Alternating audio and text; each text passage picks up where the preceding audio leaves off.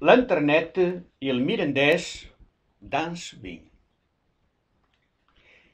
Às vezes, cuidamos que as coisas antigas não se dão com as coisas novas, mas não é verdade. Como tal, a língua mirandesa é aí muito antiga e dá-se muito bem com a internet, que é uma das maravilhas dos nossos dias. E com a internet que o mirandês vai chegando às quatro esquinas do mundo. Se não for a internet, não poderíamos estar a dar aqui este curso, nem a falar uns com os outros como se estivéssemos a cerca. Se virmos bem, as línguas podem ser antigas, mas estão sempre a renovar.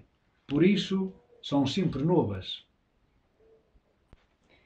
Eu já nem escrevo em papéis e quando quero saber alguma coisa, no instante mando uma carta eletrónica.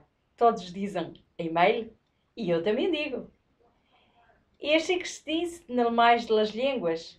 E não veio porque não sabe dizer também a miradês. Pode ser que um dia ache-nos uma palavra nova ao modo. Por exemplo, eu às teclas do computador chamo-lo aos botões e ao teclado e a botoneira. Está bem. Até é parecido com os botões de um harmónico, que antigamente se usava para tocar e bailar. Há muita coisa nova que a língua mirandesa não tem nome para elas. Mas isso vai-se dando aos poucos. Mas tornando à internet, é realmente uma maravilha. Todo pode quedar acerca de toda a gente. Ao mirandês e até muita coisa na internet. Mas ainda havia de ter mais. Acho que é uma coisa em que temos que investir mais para divulgar a nossa língua e a nossa cultura. E é muito importante para a gente nova, que anda sempre a sarandar pela internet a saber de coisas novas. Ainda por riba e quase de graça. De verdade. A mocidade não pôde quedar com a ideia de que o mirandês é só uma coisa de velhos ou uma coisa do passado. E sobretudo uma coisa do futuro.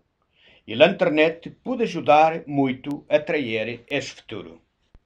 Uma boa maneira de aprender é uma pessoa passar a mandar só as mensagens ao mirandês.